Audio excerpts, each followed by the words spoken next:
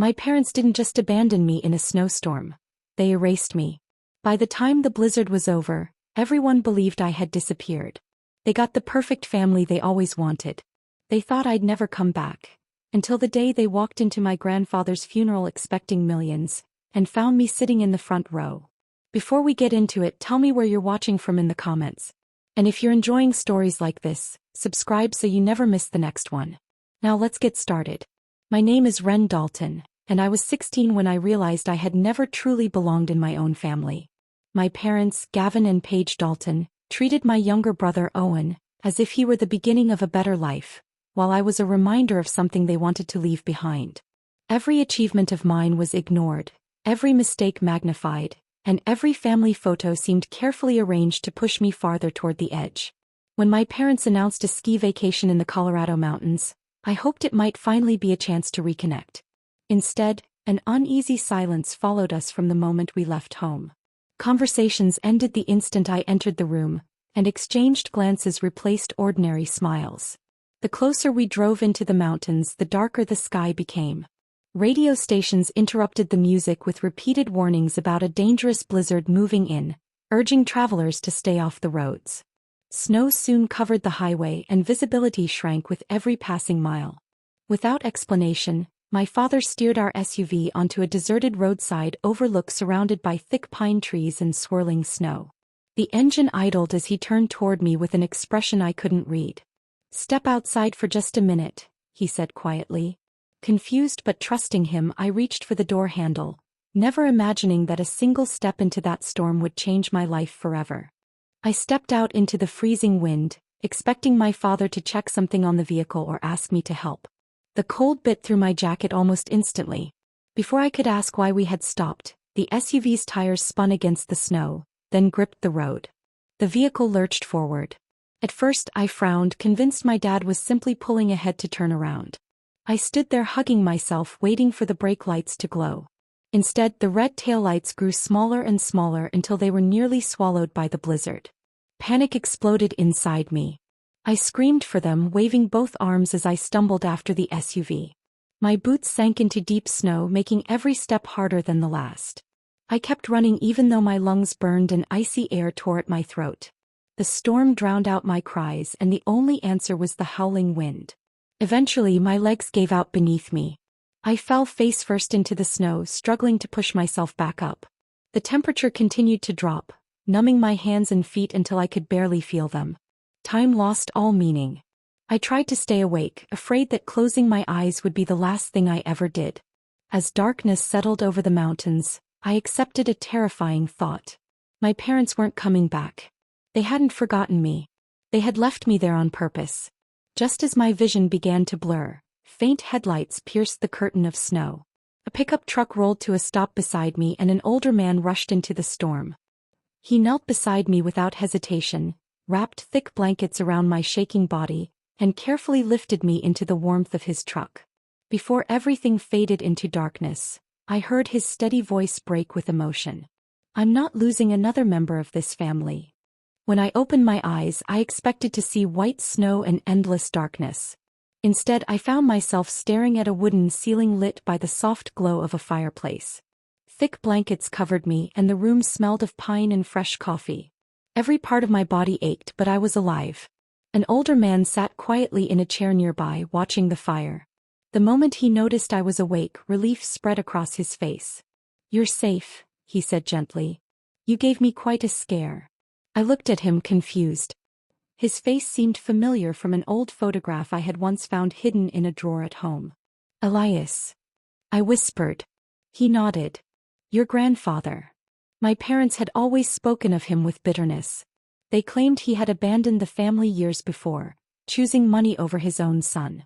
According to them, he was selfish, cold, and impossible to trust. I had grown up believing he wanted nothing to do with us. "You recognized me?" I asked. "I recognized you the second I saw you lying in that snow," he replied.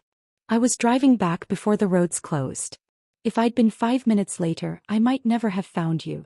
His words settled heavily in the silence. Over the following days, Elias cared for me with quiet patience. He cooked warm meals, checked my frostbitten hands, and never pressured me to explain what had happened until I was ready. There were no harsh questions, no criticism, only concern. As I recovered, I began noticing the life he had built. The cabin was simple but welcoming. Shelves overflowed with books. Family photographs filled the walls, including pictures of my father as a smiling boy. Every image had been carefully preserved instead of hidden away. Nothing matched the stories I had heard growing up. One afternoon, I finally asked why my parents hated him so much. Elias stared out the window for a long moment. "Sometimes," he said quietly, "people rewrite the past because the truth is harder to live with." He refused to say anything more. While I healed in the mountains, my parents returned home with a different story. They told police, relatives, and neighbors that I had run away during our trip after another emotional outburst. They claimed they searched for me until the storm became too dangerous. They cried in interviews, accepted sympathy, and repeated the same version until everyone believed it. Search teams spent days looking through the mountains, but the blizzard had erased every trace. Eventually, the search was called off. Months passed and the questions faded. My classmates stopped asking where I had gone. Friends moved on. The town accepted that Ren Dalton had disappeared without a trace. Only 2 people knew the truth.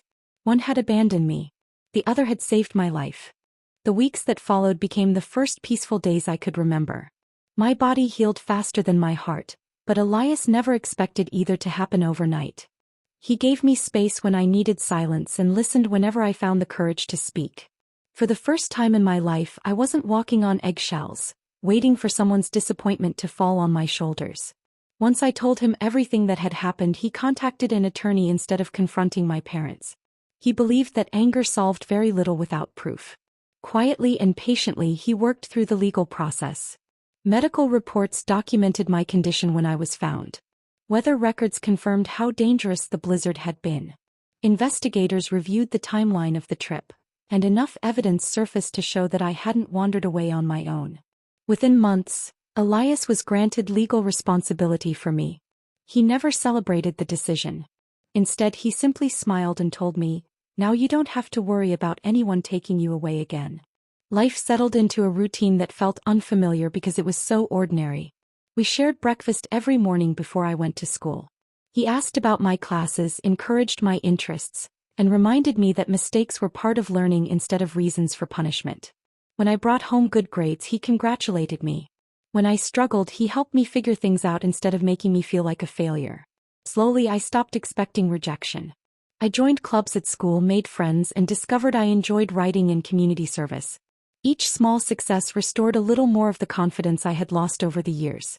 For the first time, I allowed myself to imagine a future that belonged to me instead of one shaped by fear. Elias watched every milestone with quiet pride, never asking for gratitude. He believed love was shown through consistency, not grand speeches. There was one habit, however, that puzzled me. Every few weeks he met with his attorney or made phone calls before returning home with another envelope or folder. Sometimes he added photographs, signed statements, weather reports, medical records, or official documents to a growing collection. He organized everything carefully before placing it inside a heavy steel safe hidden behind a bookshelf. I asked him more than once what he was keeping. He always gave the same calm reply: "The truth." When I asked why he needed so much of it, he simply locked the safe, slipped the key back into his pocket, and looked at me with quiet certainty. "Because one day," he said, "someone will try to rewrite what happened to you. When that day comes, the truth won't need anyone to defend it. It'll speak for itself." The years passed more quickly than I ever expected. The frightened 16-year-old who had nearly disappeared beneath a snowstorm slowly became someone stronger. My past never vanished, but it no longer controlled every decision I made. Thanks to Elias, I learned that healing wasn't about forgetting what happened. It was about refusing to let it determine who I would become. I finished school with excellent grades and continued my education while helping Elias manage his property and investments. He taught me practical lessons that no classroom ever could: how to make careful decisions, how to recognize honest people, and how to build a life based on integrity instead of appearances. His confidence in me became the foundation I had always needed. Our cabin remained home even as my career began to grow. I found success doing work that genuinely mattered to me, and I built meaningful friendships with people who valued honesty over image. The loneliness that had once followed me everywhere slowly faded into the background. Even so, certain memories never completely disappeared. Heavy snowfall still made my chest tighten. Every winter storm reminded me of the night my parents drove away. Elias never pushed those fears aside. He simply sat with me whenever they returned, reminding me that I had survived something that was never my fault. Meanwhile, Gavin and Paige continued living the life they had always wanted. To everyone around them, they appeared to be devoted parents who had overcome an unimaginable tragedy. Family photographs showed smiling vacations, holiday gatherings, and celebrations centered around Owen.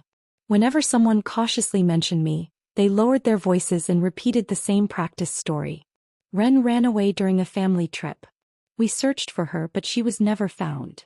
Most people accepted the explanation without question. Owen, however, grew older, and with maturity came curiosity. Small details stopped making sense to him. If I had run away willingly, why had no one ever found a single trace?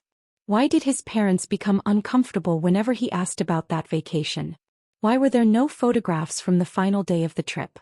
Each question was met with the same response. Don't bring it up again. Eventually he stopped asking aloud, though I suspected the doubts never left him. At home, life with Elias remained steady until subtle changes began to appear. He grew tired more easily after working outside. Long walks became shorter. Sometimes he paused to catch his breath after climbing the porch steps. At first, he brushed everything aside with a smile, insisting age was finally catching up with him. But I noticed the truth before he admitted it. The man who had saved my life was beginning to lose his own strength, and for the first time since he rescued me, I felt the quiet fear of facing a future without him. As the months passed, it became impossible for Elias to hide that his health was failing. The energy that had once carried him through long days was fading, and routine tasks left him exhausted. Doctors offered treatments that might slow the progression of his illness, but Elias accepted the reality with remarkable calm. He focused less on the time he had left and more on making sure nothing important was unfinished. He never wanted me to worry, so he continued smiling through difficult days. We still shared breakfast together, watched the sunrise from the porch, and talked about ordinary things as though life had not changed. Looking back, I realize he was giving me memories to hold on to when he knew he would no longer be there. One afternoon he told me he needed to meet with his attorney in town. It wasn't unusual, so I thought little of it. What I didn't know was that he spent hours reviewing every detail of his estate. He carefully updated every document, making certain there would be no confusion after he was gone. His home, the surrounding land, his investments, savings, and every possession he valued were placed in my name. It wasn't an impulsive decision. It reflected the life we had built together and the family he believed in. Before leaving the attorney's office, Elias handed over one final envelope sealed with wax. "If my son and his wife attend my funeral expecting an inheritance," he instructed, "this letter must be opened and read in front of everyone." The attorney asked if he was certain. Elias answered without hesitation. "They've spent years hiding from the truth. It's time they meet it." He never mentioned the letter to me. In fact, he never spoke about his estate at all.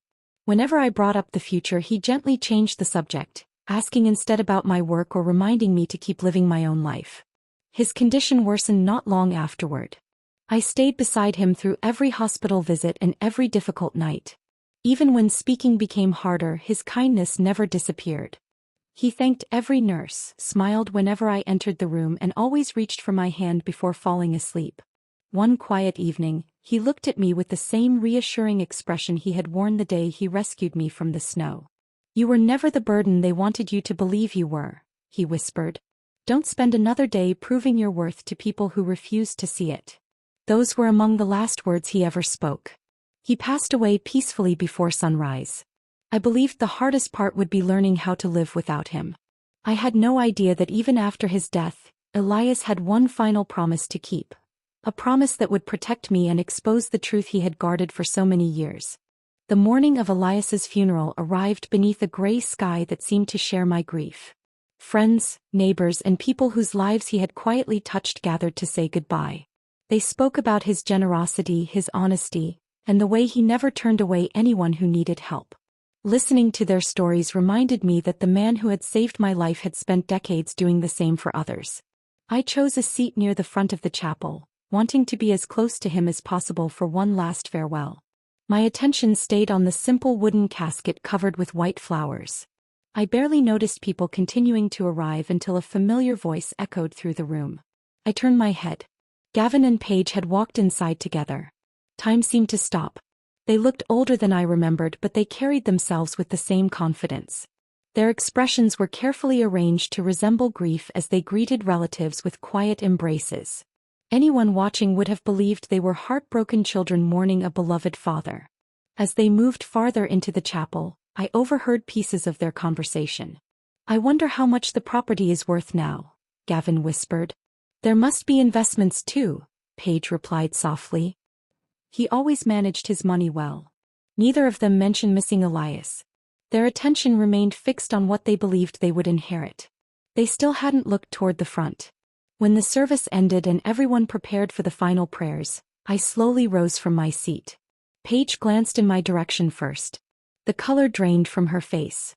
She grabbed Gavin's arms so tightly that he turned to see what had startled her. His eyes met mine and the confidence vanished instantly.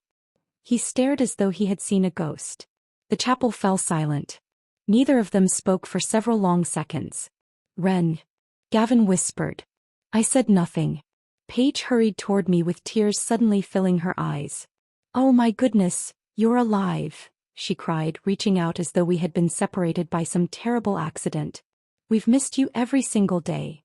Gavin quickly followed, forcing a trembling smile. "We never stopped looking for you," he insisted. "We thought we'd lost you forever." Their words felt rehearsed, empty, and painfully familiar. When Paige tried to wrap her arms around me, I quietly stepped back. "I think you've mistaken forgiveness for surprise," I said calmly. Neither of them knew how to respond. The room remained completely still as whispers spread through the guests. People exchanged confused glances, trying to understand why the daughter everyone believed had vanished was standing before them. Before either of my parents could invent another explanation, Elias's attorney walked to the front of the chapel. He adjusted his glasses and looked around the room. "Ladies and gentlemen," he announced, "Mr. Dalton left specific instructions that everyone remain seated. Before anyone leaves, his last will and testament must be read exactly as he requested." A heavy silence settled over the chapel as Gavin and Paige slowly returned to their seats, unaware that everything they had built on lies was about to collapse. The attorney unfolded the will and began reading in a calm, steady voice. Every sentence echoed through the silent chapel. Elias had remembered a few charitable donations and small gifts to longtime friends, but when he reached the final section he paused for a moment before continuing. "I leave my home, my land, my investments, my savings, and the remainder of my estate to my granddaughter, Ren Dalton." A wave of whispers swept across the room. I lowered my eyes, overwhelmed by the trust Elias had placed in me. Before I could gather my thoughts, Gavin shot to his feet. "This is impossible," he said sharply. "My father wasn't thinking clearly. He was sick. Someone manipulated him into changing his will." The attorney didn't argue. Instead, he reached into his briefcase and removed a sealed envelope bearing Elias's signature. "I was instructed to open this only if Gavin and Paige Dalton challenged the will or appeared expecting an inheritance." The seal was carefully broken. The attorney unfolded several pages and began reading. "My son and his wife have spent years telling the world that Ren disappeared after running away during a family vacation. That statement is false." Every eye in the chapel turned toward Gavin and Paige. The letter continued with precise detail. Elias listed the exact date of the trip, the location where Ren had been abandoned, and the weather reports confirming that authorities had warned travelers to avoid the mountains because of life-threatening conditions. He described finding her barely conscious in the snow and included the medical records documenting severe hypothermia and frostbite. The attorney then read witness statements from emergency personnel, investigators, and legal documents establishing that Ren had never run away. Elias explained how he had quietly gathered every piece of evidence over the years, refusing to rely on memory alone. He wanted facts that no one could dismiss. The letter described how Gavin and Paige returned home claiming their daughter had vanished after another emotional outburst. Rather than admitting what they had done, they repeated the same story until neighbors, relatives, and even friends accepted it as truth. "They protected their reputation," the attorney read. instead of searching for the child they knowingly left behind. The silence inside the chapel became almost unbearable. No one interrupted. No one defended them. Faces that had once offered Gavin and Paige sympathy now reflected disbelief and disgust. Several guests quietly shook their heads, unable to hide their reactions. The attorney finished by reading Elias's final words. "I leave my granddaughter more than an inheritance. I leave her the truth supported by evidence so that no lie survives me." He folded the letter and placed it back on the table. Gavin remained standing, unable to form a single response. Paige stared at the floor with tears streaming down her face, but they were no longer tears that inspired sympathy. In a matter of minutes, the story they had repeated for years had fallen apart, replaced by undeniable proof that everyone in the room had just heard with their own ears. After the funeral ended, the guests slowly drifted toward the parking lot, speaking in hushed voices about the truth they had just witnessed. Many offered me quiet condolences for losing Elias before leaving. I remained near the chapel entrance, needing a moment alone before returning home. Footsteps approached behind me. I didn't have to turn around to know who it was. "Ren," Gavin said cautiously. I faced them without speaking. Paige's eyes were red from crying, and for the first time in years, neither of them seemed certain of what to say. The confidence they had carried into the funeral had completely disappeared. "We need to talk," Paige whispered. "There isn't anything left to discuss," I replied. Gavin stepped forward. "We know we made a terrible mistake," he said. "People panic. They make bad decisions. We were scared." I looked at him quietly. "A terrible mistake?" I repeated. He nodded desperately. "We've regretted it for years." I shook my head. "Leaving me in that snowstorm was one choice," I said. "But every day afterward you made another one. You told police I ran away. You repeated that lie to friends, neighbors and family. You watched people believe I was gone while knowing exactly what had happened. That wasn't one mistake. It was thousands of decisions made over many years." Neither of them answered. "There were birthdays," I continued. "Holidays. School years. Every morning you woke up with another chance to tell the truth, and every morning you chose yourselves instead." Paige covered her face as tears fell freely. Before either of them could respond, another voice interrupted. "So, all of it was true." Owen stood several feet away, staring at our parents in disbelief. His face had gone pale. He looked from me to Gavin and Paige, searching for someone to deny everything he had heard. "You told me she ran away," he said quietly. Neither of them spoke. "You said you searched for her." Still nothing. "You let me grow up believing my sister abandoned us." The silence became its own confession. Owen slowly shook his head, struggling to process the weight of the deception. "My entire childhood was built on a lie." Gavin reached toward him. "Son, please listen." Owen stepped back before his father could touch him. "No." His voice remained calm, but the disappointment behind it was impossible to miss. "I defended both of you whenever people asked about Ren. I believed every word you ever told me." He looked at me with quiet sorrow before turning back to our parents. "I don't even know who you are anymore." Without another word, Owen walked past them toward his car. Neither Gavin nor Paige tried to stop him. At that moment the inheritance no longer mattered. Money could never replace what they had just lost. The son who had trusted them all his life had walked away, carrying with him the respect they would never earn back.